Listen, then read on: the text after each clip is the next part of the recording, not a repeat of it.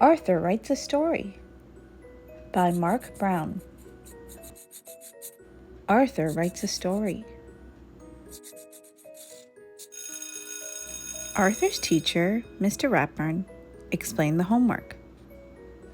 "What should the story be about?" Arthur asked. "Anything," Mr. Ratburn said. "Write about something that is important to you." Arthur started his story the minute he got home. He knew exactly what he wanted to write about. "How I got my puppy Pal. I always wanted a dog, but first I had to prove I was responsible. So I started Arthur's pet business. My mom made me keep all the animals in the basement. It was a lot of work, but it was fun, until I thought I lost Perky. But then I found her, and she had 3 puppies, and I got to keep one of them. That's how I got my dog Pal." The end. Arthur read his story to DW. "That's a boring story," DW said. "Does it have to be real life? Because your life is so dull." "I don't want to write a boring story," said Arthur. "If it were me," DW suggested, "I'd make the story about getting an elephant." The next day, Arthur read his new story to Buster. "Did you like the part about the elephant puppies?" he asked. It's okay, I guess," said Buster. "I'm writing a cool story about outer space." "Maybe my story should take place on the moon," thought Arthur. On Wednesday, Arthur read his newest story to the brain. "Scientifically speaking, elephants would weigh less on the moon, but wouldn't float that high," said the brain. "So you don't like it?" asked Arthur. "A good story should be well researched," said the brain, "like mine. If I had a pet stegosaurus in the Jurassic period." Arthur hurried to the library. "What are all those books for?" asked Francine. "Research," said Arthur. "I'm writing about my pet 5-toed mammal of the genus Loxodonta." "Your what?" asked Francine. "My elephant," Arthur explained. "Oh," said Francine. "I'm putting jokes in my story." All through dinner, Arthur worried about his story. "Please pass the corn," asked Father.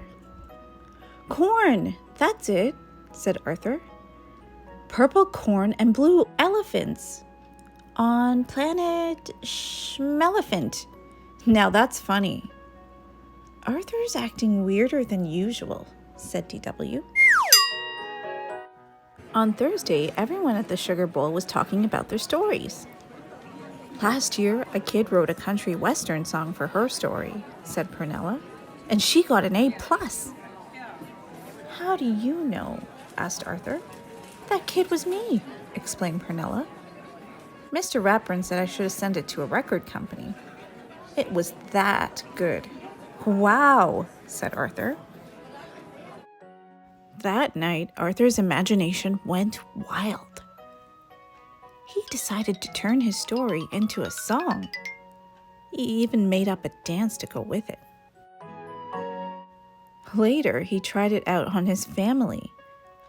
"Now this little boy can go home and enjoy his own personal striped elephant, and you will see how happy he will be here on planet Schmelephant."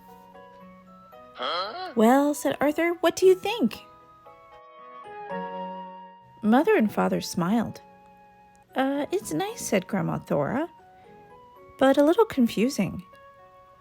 "Too bad you can't dance," said DW. "What am I going to do?" said Arthur. "My story is due tomorrow." That night, Arthur didn't sleep very well. The next day, Arthur worried until Mr. Ratburn finally called on him. When Arthur's song and dance was over, the classroom was so quiet, It was almost spooky. Binky raised his hand. Did that really happen?